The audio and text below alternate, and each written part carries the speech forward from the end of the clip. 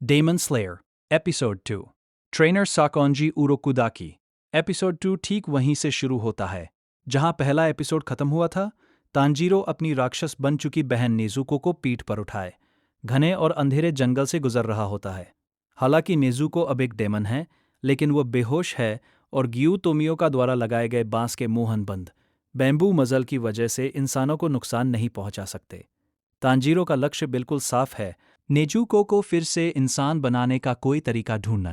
रहस्यमयी आदमी से मुलाकात। जंगल से गुजरते वक्त अचानक हवा में एक अजीब सी गंध फैल जाती है। तभी एक बूढ़ा आदमी टेंगु मास्क पहने हुए सामने आता है। उसका नाम है साकोंजी उरोकुदाकी, एक पूर्व डेमन स्लेयर।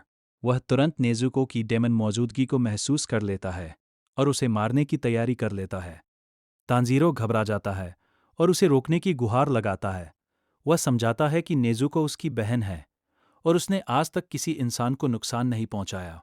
नेजुको की इंसानियत की परीक्षा नेजुको की सच्चाई परखने के लिए उरोकुदाकी उसे तांजीरो से अलग करता है और इंसानी खून के सामने लाकर छोड़ देता है।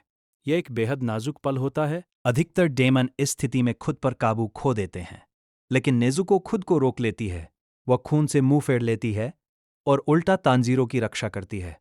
यह साबित करता है कि नेजुको के अंदर अब भी इंसानी भावनाएं और आत्मनियंत्रण जिंदा है। इससे प्रभावित होकर उरोकुदाकी उसे मारने का फैसला बदल देता है। तांजीरो की पहली असली परीक्षा। उरोकुदाकी तांजीरो की मदद करने के लिए मान जाता है, लेकिन एक शर्त पर। वह तांजीरो को पहाड़ों के अंदर ले जाकर उसकी पहली परीक्षा लेता है। सूरज निकलने से पहले जिंदा वापस लौटन। जाने से पहले वह तांजीरो को चेतावनी देता है, अगर वह अपने सूंघने की ताकत पर भरोसा नहीं करेगा तो उसकी मौत तय है। तांजीरो का सर्वाइवल ट्रेनिंग शुरू। पहाड़ों पर चढ़ते वक्त तांजीरो उरोकुदाकी द्वारा लगाए गए खतरनाक जालों में फंस जाता है। वह घायल है, थका हुआ है और अंदर से डरा हुआ है, लेकिन तांजीरो हार नहीं मानता। अपनी तेज सूंघने की शक्ति का इस्तेमाल करके वह खतरे को पहले ही महसूस करने लगता है। धीरे धीरे वो सीखता है जालों से बचना, सही तरीके से दौड़ना और डर के बावजूद शांत रहना। यह दिखाता है तांजीरो की सबसे बड़ी ताकत उसका हौसला और जल्दी सीखने की क्षमता। डर का सामना और विकास। रात होते ही तांजीरो को भूख, ठंड और डर सताने लगते हैं, लेकिन उसके परिवार की यादें उसे आगे बढ़ने की ताकत देती है। दर्द और तकलीफ के बावजूद वह चलता रहता है और घबराने की जगह अपनी इंद्रियों पर भरोसा करना सीखता है।